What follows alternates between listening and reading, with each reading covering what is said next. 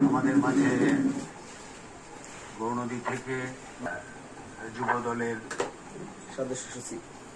সদস্য সচিব হিসেবে মরিন মাস্টার আমাদের মাঝে এসেছেন। তার সকল সঙ্গে যারা আছেন সকলকে আমি আমাদের এই দোনারকান্দির পক্ষ থেকে কৃতজ্ঞতা জানাই, ধন্যবাদ জানাই, অভিনন্দন জানাই।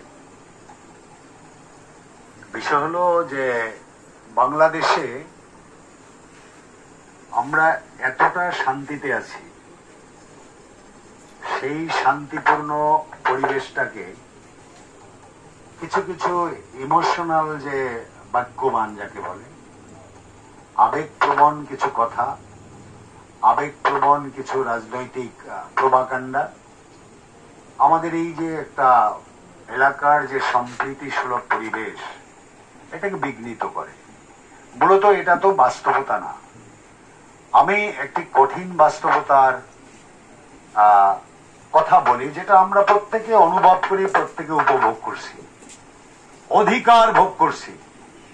কারণ আমার যে পূর্বপুরুষাগত যে আমার সম্পত্তি, আমার বাড়িঘর, স্থাবর অস্থাবর সম্পত্তি, এটা তো আমি প্রজন্মক্রমে এটার অধিকারী হয়ে আসছি। আমি তো এদেশের একজন স্থায়ী নাগরিক। এই ক্ষেত্রে কিছু মন গড়া কথা যে আমরা ওই কাকে সমর্থন করি, কাকে আওয়ামী লীগ করি বা বিএনপি করি, এই বিষয়গুলো তো ফলিত বিষয়। এটা তো একটা ফলিত বিষয়। আমরা তো এদেশের নাগরিক। আমরা পাশাপাশি হিন্দু মুসলমান ভাই ভাই এক সমাজে এক টেবিলে বসে প্রত্যেকটি অনুষ্ঠানে আমরা পাশাপাশি বসে তো আমরা আমাদের সমস্ত কাজকর্ম করি। আমাদের সমস্যাটা কোথায়? আমাদের সমস্যা রাজনৈতিক প্রভাকাণ্ডায়।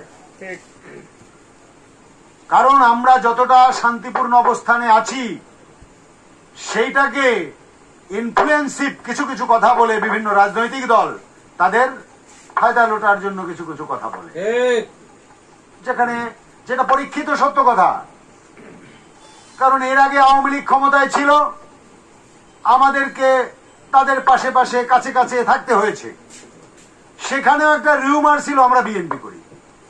দেখেন তো, একজন মানুষকে বঞ্চিত করার, বঞ্চিত রাখার ন্যায্য কথা যদি কেউ বলে, তাহলে সে তখন আর ওই দলের না, সে অন্য দলের। এই কলঙ্ক বহন করতে হয়েছে দীর্ঘ 16-17টি বছর। আর কি বলবো, এই কলঙ্ক বহন করতে হয়েছে। আমার এলাকার ছোট ছোট ভাই যারা আছে তারা এগুলোর সাক্ষী। আচ্ছা, এখন ধরেন এই যে বাংলাদেশের এখন যে পরিস্থিতি, এখন এখানে একটি কি বলা যায় যে সমাজটা এখন একটা অন্তর্বর্তীকালীন সরকার, যেটাই বাংলাদেশের সচেতন মানুষরা এই রাষ্ট্রটাকে পরিচালনার জন্য একটা সুশৃঙ্খল পরিবেশে গেছে। সেক্ষেত্রে বিএনপি অগ্রণী ভূমিকা পালন করেছে, এতে কোনো দ্বিধাদ্বন্দ্বের কারণ নেই। কারণ বাংলাদেশে আওয়ামী লীগ এখান থেকে চলে যাওয়ার পরে, শেখ হাসিনা চলে গেল, তার কর্মীরা সবাই চলে গেল বা পলায়ন অবস্থায় আছে।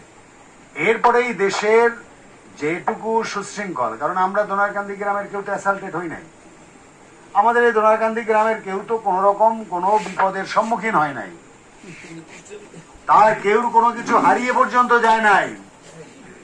তাহলে এই যে আমাদের দেশের এই সুশৃঙ্খল পরিবেশটাকে ধরে রাখার জন্য এদেশের একটা শ্রেণীর শান্তিপ্রিয় শ্রেণীর মানুষ এই দায়িত্বটা পালন করতেছে, এখনো করতেছে, তাই না? তাহলে এখানে তো আমাদের এমপি নাই, আমাদের চেয়ারম্যান মেম্বার, এই যে ক্ষমতা বিকেন্দ্রীকরণের যে পদ্ধতিটা সেটা তো কোনোটা চালু নেই, অথচ রাষ্ট্র চালু আছে, আছে না? এই রাষ্ট্র ব্যবস্থা চালু আছে। তাহলে এই যে এই বিষয়টা তো এদেশের শান্তিপ্রিয় মানুষরা ধরে রাখার চেষ্টা করছে। সেক্ষেত্রে তো আমাদের সাম্প্রদায়িক সম্প্রীতিটাকেও ধরে রাখার চেষ্টা করতেছে। আর কিছু কিছু মানুষ, সুবিধাভোগী মানুষ, যারা সুবিধা লোটার মানুষ, তারা সবসময় চিরকাল এগুলো করে আসছে। কারণ আওয়ামী লীগের আমলে যে ধরনের দুর্ঘটনা আমাদের দেশে ঘটছে সাম্প্রদায়িক, সেই ঘটনাগুলো বিচারবিহীন অবস্থায় এখনো ঝুলন্ত আছে। বাংলাদেশে যখন কোন রাজনৈতিক দলীয় ক্ষমতা নাই, গণতান্ত্রিক সরকার নাই, অথচ সে ধরনের কিন্তু আমরা ক্ষতিগ্রস্ত হই নাই। কি এটা কি অস্বীকার করা যাবে?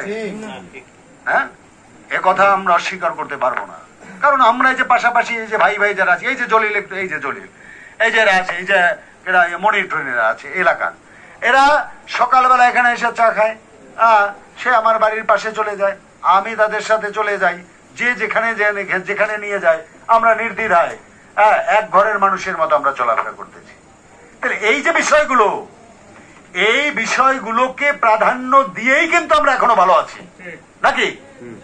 রাজনীতির কথা পরে আসে, এই বিষয়গুলোকে প্রাধান্য দিয়েই তো আমরা ভালো আছি। সংখ্যালঘু সংখ্যাগুরুর বিষয়টা আমি বলছি, কোথায় সংখ্যালঘু সংখ্যাগুরু? এখানে আমার সম্পত্তির ভাগিদার তো আমি, আমার সম্পত্তি বিক্রি করার অধিকার তো আমার ছেলেরই আছে, তা আমি সংখ্যালঘু কোথায়?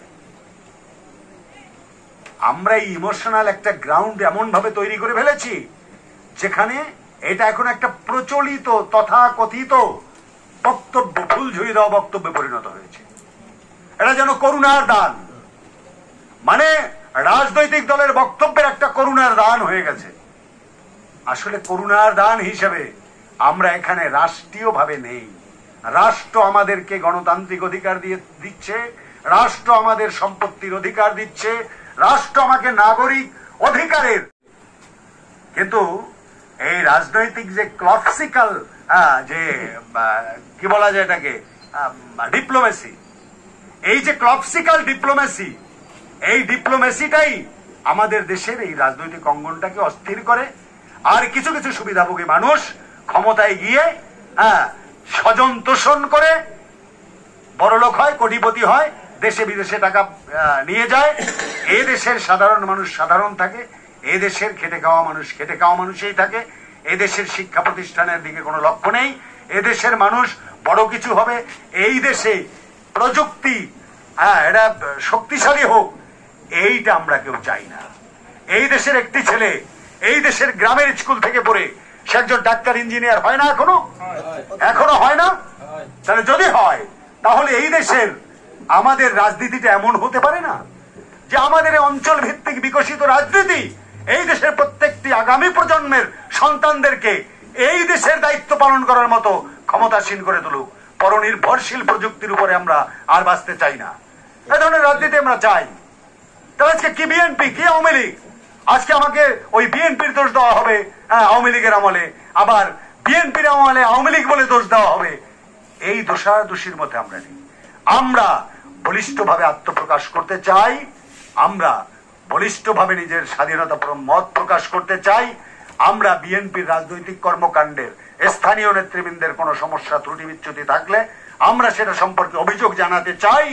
আমরা সেই সব নেতার প্রশংসা করতে চাই যাদের দ্বারা এই জাতি আগামী দিনের পথে এগিয়ে চলছে, সেই প্রশংসা করতে চাই। তাহলে আমি আপনার দোষের কথা বলতে পারবো না, শুধু গুণের কথাই বলে যাব, প্রশস্তি হয়ে যাব, তাহলে দেশ আমার রসাতলে যাবে।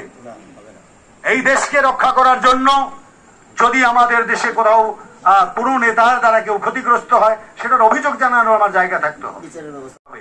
এই রাজনৈতিক দলের মধ্যে যদি জবাবদিহিতা থাকে, তাহলে আমার রাষ্ট্র জবাবদিহিতামূলক রাষ্ট্র হবে। রাষ্ট্র জবাবদিহিতামূলক হলে আমার ভোট আমি দিতে পারবো, এবং এদেশে আমি সংখ্যাগুরু না সংখ্যালঘু এই পরিচয় থাকবে না। আমরা হিন্দু মুসলমান ভাই ভাই, একে অপরের ধর্ম আমরা উদযাপন করব, একে অপরের সাথে কাঁধে কাঁধ মিলিয়ে চলবো। আমরা এই প্রত্যাশায় বিশ্বাসী, আমরা সেই ভাবনা নিয়ে এখনো আছি, এখনো থাকবো। আমরা আপনাদের পাশে আছি, আমরা আপনাদের পাশে আছি, পাশে থাকবো। আমাদের এই এলাকাকে পুনর্গঠিত করার জন্য, এলাকাকে সুন্দর করার জন্য যখন যে নেতা আসবে, সেই নেতা যদি আমাদের এই সামগ্রিক জাতির কথা ভাবে, আমার এলাকার সকলের উন্নয়নের কথা ভাবে, আমরা তাকে তার কাছে থাকবো না, তার পাশে থাকবো না, তাহলে আমি কিভাবে শক্তিশালী হব? আমার আগামী প্রজন্ম কিভাবে শক্তিশালী হবে? আমি কি বলবো, আমি ধন্যবাদ জানিয়ে ছোট করতে চাই না, কারণ যে কাজটি আমি করতে পারি না, আজকে সে কাজটি আমার ভাইয়েরা করছে। এই যে এই মানুষের কাছে মানবিক কথা, মানুষের কাছে প্রয়োজনের কথা তুলে ধরা, এবং আমাদের ভুল বোঝাবুঝিকে দূর করা এবং মানুষের মনের মধ্যে সাহস সঞ্চার করা, সুশৃঙ্খল জীবন পদ্ধতির পথ বাতলে দেওয়া, এই ধরনের কিছু কিছু প্রতিনিধিত্ব যারা চিরকাল করে আসছে, আগামীদেরও করবে। তাই এই কাজগুলো যারা করে আমি তাদেরকে স্যালুট জানাই, অভিনন্দন জানাই। তাহলে আজকের এই সময়ে আজকে যারা আমাদের কাছে চলে এসেছে, কারণ এই বিএনপি কি বলবো, বাংলাদেশে গণতন্ত্রের প্রবক্তা তো বিএনপি, এটা বলতে হবে, এটা অস্বীকার করার কোনো উপায় নেই। কারণ আওয়ামী লীগ সরকার পাকিস্তানিদের সাথে নির্বাচন করে এরা ক্ষমতা নিয়েছে, ক্ষমতা নিয়ে প্রেসিডেন্সিয়াল গভর্নমেন্ট করেছে। এর পরবর্তীতে কিন্তু আমাদের নির্বাচিত সরকার আসার আগেই আরেকটি দুর্ঘটনা ঘটে গেল। বঙ্গবন্ধু শেখ মুজিবুর রহমান তিনি নিহত হলেন। তারপরে তো আবার এনআরসির পরে তো আবার একটা রাজনৈতিক একটা গণতান্ত্রিক পরিমণ্ডল সৃষ্টি করেছেন। সেটা তো এই জাতীয়তাবাদী দল, এরাই তো প্রথম এই গণতান্ত্রিক পদ্ধতিটা, রাষ্ট্র ব্যবস্থার যে গণতান্ত্রিক পদ্ধতিটা চালু করেছে, মন্ত্রিপরিষদ শাসিত সরকার এদেশে প্রবর্তিত হয়েছে। তাহলে সেই থেকে আমাদের দেশে যদি এই স্বজনপ্রীতিটা না থেকে যদি পর্যায়ক্রমে রাজনীতির পটভূমি এটা যদি একজন আর একজনকে সহজভাবে ছেড়ে দিত, তাহলে তো আমাদের দেশে এই সমস্যার সম্মুখীন আমাদের হতো না। যাই হোক, তাহলে আজকে এই বাংলাদেশে এখন যে পরিবেশ পরিস্থিতি, আবার গণতন্ত্রের কথা বলার সময় এসেছে, আবার গণতন্ত্রকে পুনরুদ্ধার করার সময় এসেছে। আমি আশা করি বাংলাদেশে এখন একটা পুরনো দল হিসেবে এবং বাংলাদেশের প্রত্যেকটি অঞ্চলে যাদের অবাধ বিচরণ রয়েছে, জাতীয়তাবাদী দল, তাদের নেতৃত্বে বাংলাদেশ আবার পুনর্গঠিত হোক, সুশৃঙ্খল হোক, গণতান্ত্রিক পরিবেশে সবাই ফিরে যাক এবং আমরা শান্তিপূর্ণভাবে সবাই জীবনযাপন করি। কোন রাজনৈতিক দলের প্রতি আমাদের কেউ কোনো প্রতিহিংসা থাকবে না। একে অপরের সাথে কাঁধে কাঁধ মিলিয়ে আমরা আমাদের গণতন্ত্রের উৎসব পালন করব। ধন্যবাদ। এই জন্য আমি